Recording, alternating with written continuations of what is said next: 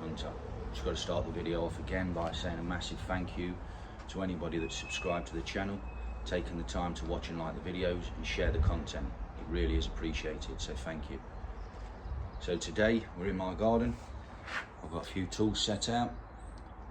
We're just waiting for Dan to arrive, so we're going to construct a feeder today. We have noticed in a part of the woodland that we've not shot for around about 2 years that there's been a hell of a lot of grey activity.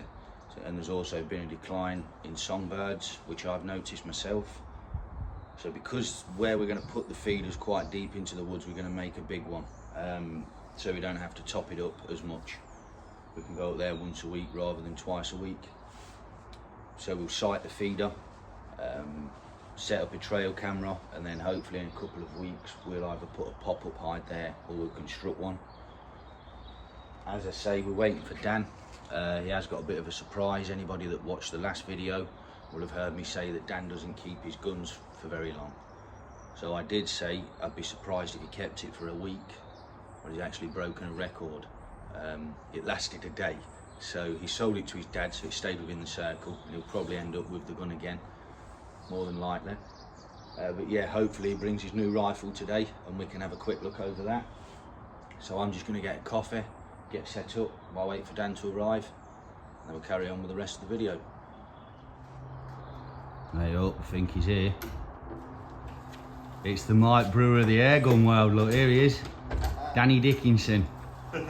Dan's airgun deals. Let's have a look at you. What you got for us? Get it on the table. A little change.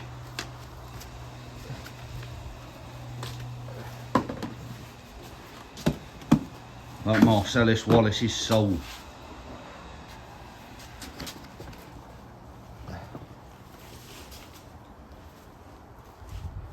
Oh, it's a nice gun. It's only gone and got the Vixen back, innit?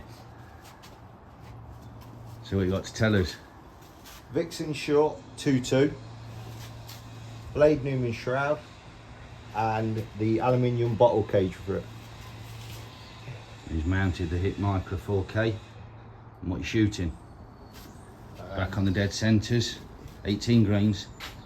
Yeah. He loves them sluggers. Nice gun, mate. Well done. How long do you reckon it will last? After Christmas. We'll see.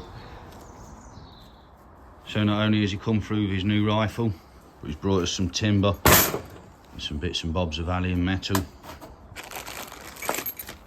And he never forgets. We've got a little spinner on there so we can check zero. So we're going to start getting this knocked up now.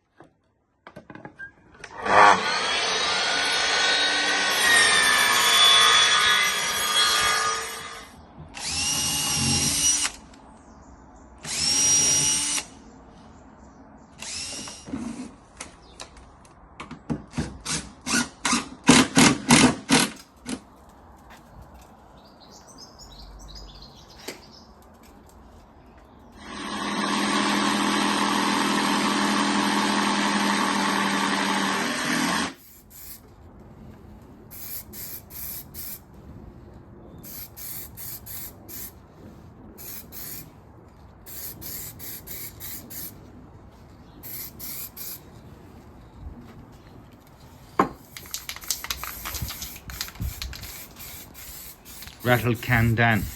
You'll get people going, oh yeah, you won't be waterproof.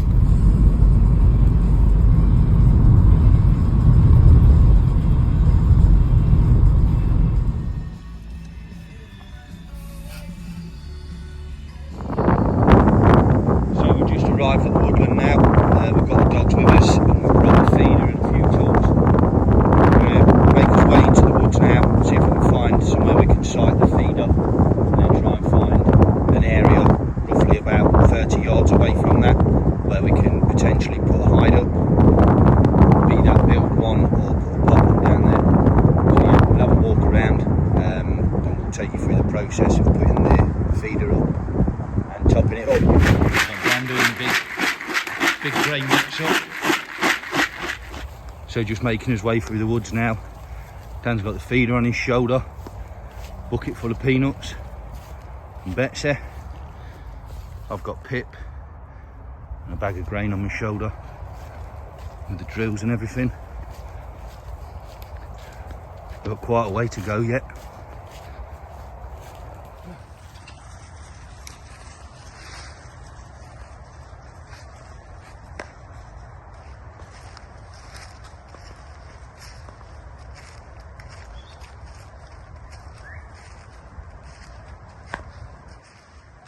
Feeling the burn, mucker?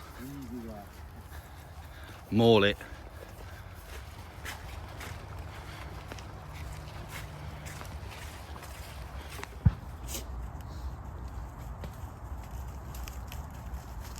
So we have found an area in the woodland now where we're going to put the feeder.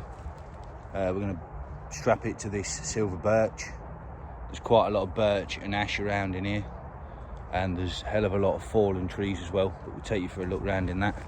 You see where Dan is, that's roughly where we're going to be putting the hide. That's about 27 yards out, 30 yards, so we'll range find it shortly. Yeah, so we'll go get the feeder now and the grain. We'll strap it to the tree and we'll show you that. So I'll just give you a quick run around the feeder. Put quite a big platform on the base for the squirrel to stand on. Little metal tray just made out of electrical back boxes for the grain to come out of this part, just sitting there. We've put a metal back plate on to stop any pellets damaging or penetrating the feeder. Bit of angle iron on the corners where they're prone to chew, and around the lid. Just a makeshift rubber hinge, but that actually really does work well. It stops the rain getting in, and it does the job it's meant to. We've put a little ramp inside there just to slope the nuts down towards the tray. That's going to fit quite a lot of grain in there, to be honest. We're estimating maybe 12 kilos, maybe 10. But we're going to strap it to the tree now, fill it up, and we'll let you know what it holds.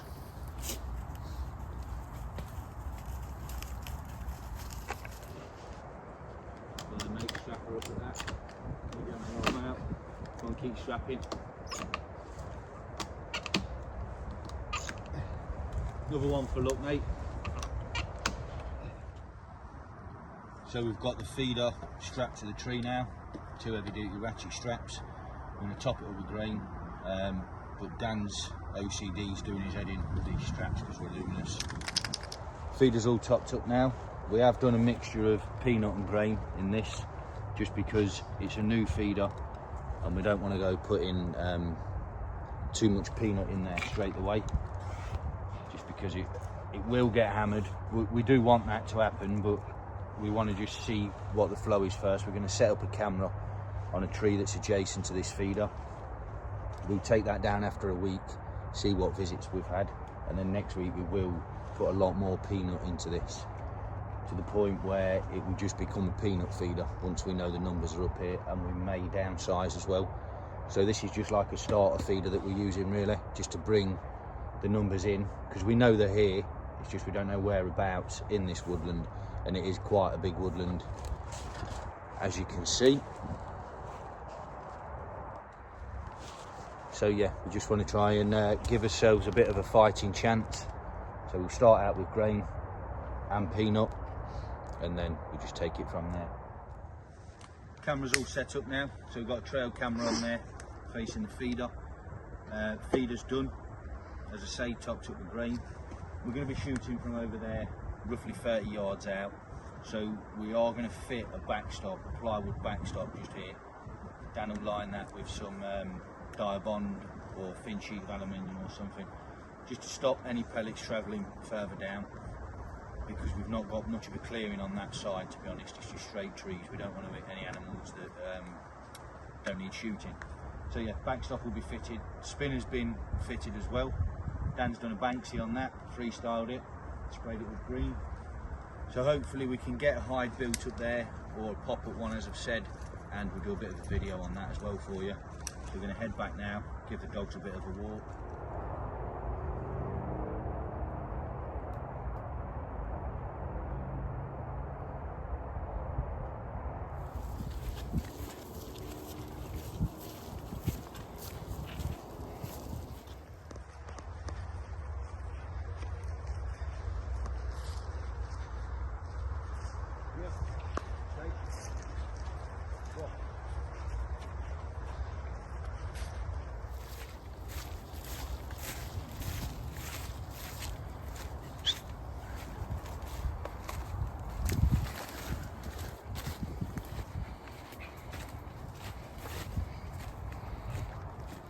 right back at the end of the day then, so we've come down to a different part of the woodland, actually a different woodland where the shed is.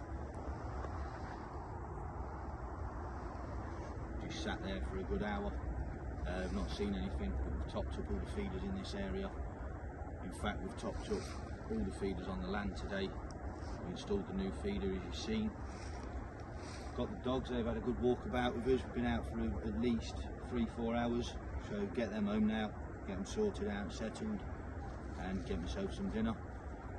Thanks for watching the video. If you've enjoyed it, make sure to like and subscribe, and thank you very much.